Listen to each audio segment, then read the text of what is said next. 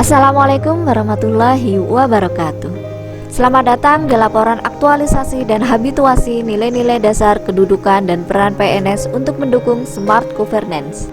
Perkenalkan, saya Lilis Bezakiah, peserta pelatihan dasar CPNS Angkatan 90 PPSDMD Provinsi Jawa Tengah.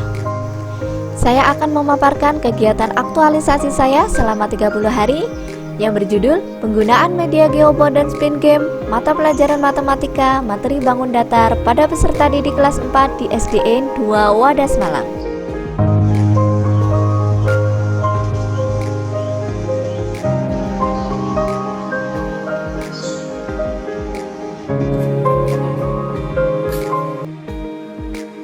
Kegiatan 1. Menyusun RPP.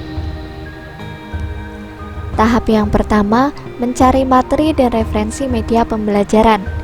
Saya mengumpulkan materi bangun datar dengan bersumber dari buku teks pelajaran matematika kelas 4 dan juga mencari referensi media pembelajaran dari berbagai sumber yang ada di internet.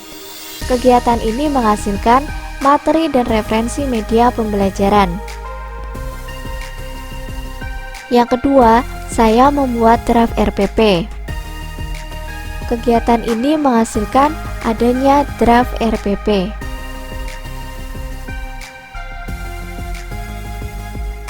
Setelah draft RPP selesai dibuat, saya mendiskusikannya dengan rekan guru yang ada di sekolah untuk mendapatkan saran dan masukan dari rekan guru yang ada di sekolah. Kemudian saya mengonsultasikan RPP kepada mentor dengan bersikap ramah. Tahapan kegiatan ini menghasilkan persamaan persepsi dengan mentor.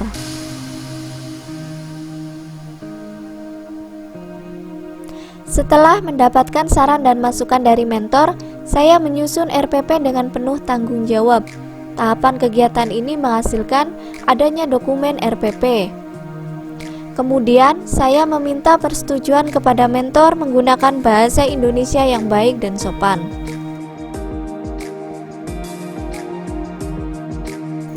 Kegiatan kedua, membuat media geoboard. Tahapan yang pertama, mengumpulkan alat dan bahan. Saya mengumpulkan alat dan bahan dengan kinerja yang terbaik, memperhatikan kualitas dan mutu dari bahan yang akan dipakai, konsisten dalam pemilihannya dan bertanggung jawab terhadap bahan yang akan digunakan. Tahapan kegiatan ini menghasilkan alat dan bahan untuk membuat media geoboard. Kemudian saya mengonsultasikannya dengan mentor sebelum membuat media pembelajaran agar mendapatkan saran dan dukungan terkait kegiatan pembuatan media geoboard. Setelah semua alat dan bahan sudah terkumpul dan berkonsultasi dengan mentor, selanjutnya saya memulai langkah membuat media geoboard dengan melakukan inovasi sehingga terbentuk media pembelajaran yang menarik. Tahapan kegiatan ini menghasilkan media geoboard. Kegiatan yang ketiga, membuat media spin game. Sebelum membuat media spin game, saya merancang desain menggunakan aplikasi Canva. Tahapan kegiatan ini menghasilkan adanya rancangan desain media spin game. Kemudian saya melakukan konsultasi dengan mentor tentang pembuatan media spin game. Tahapan kegiatan ini menghasilkan adanya saran dari mentor. Selanjutnya, saya membuat media spin game setelah mengalami tahap revisi dengan mengutamakan kinerja yang terbaik. Saya juga cermat dan disiplin dalam membuat media spin game agar pembuatan media selesai tepat waktu. Tahapan kegiatan ini menghasilkan adanya media spin game yang siap digunakan dalam proses pembelajaran. Kegiatan 4. Melaksanakan pembelajaran materi bangun datar menggunakan media geobot. Tahapan yang pertama, melakukan kegiatan apersepsi. Saya bersama peserta didik melakukan tepuk semangat sederhana sebelum memulai pembelajaran untuk membangkitkan semangat peserta didik. Selanjutnya, saya juga melakukan kegiatan apersepsi untuk memastikan peserta didik sudah siap menerima pembelajaran. Kemudian saya membagi peserta didik menjadi beberapa kelompok. Selanjutnya, saya mendemonstrasikan secara klasikal kepada peserta didik cara membuat bentuk bangun datar persegi, persegi panjang, dan segitiga menggunakan media geobot. Saya mendemonstrasikan media geobot dengan penuh rasa tanggung jawab yang tinggi agar peserta didik dapat memahami penjelasan dengan baik. Setelah selesai melakukan pendemonstrasian cara penggunaan media geobot, kemudian peserta didik secara berkelompok mempraktikkan membuat berbagai bentuk bangun datar menggunakan media geobot. Kegiatan ini menghasilkan terciptanya pemahaman peserta didik tentang materi bangun datar. Kegiatan 5. Melaksanakan pembelajaran materi bangun datar menggunakan media spin game. Tahapan yang pertama, melakukan kegiatan apersepsi. Saya melakukan kegiatan apersepsi untuk memastikan peserta didik sudah siap menerima pelajaran. Kemudian saya membagi peserta didik menjadi beberapa kelompok. Setelah peserta didik terbagi menjadi beberapa kelompok, kemudian saya melakukan inovasi menayangkan media spin game menggunakan proyektor dan aplikasi PowerPoint.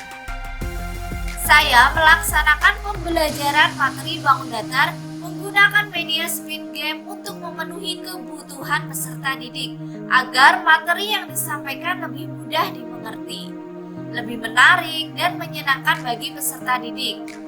Saya saling bekerja sama dengan peserta didik untuk membentuk pembelajaran yang interaktif dan menyenangkan. Kegiatan ini menghasilkan terciptanya pembelajaran yang interaktif dan menyenangkan. Kegiatan ke-6, melaksanakan evaluasi pembelajaran.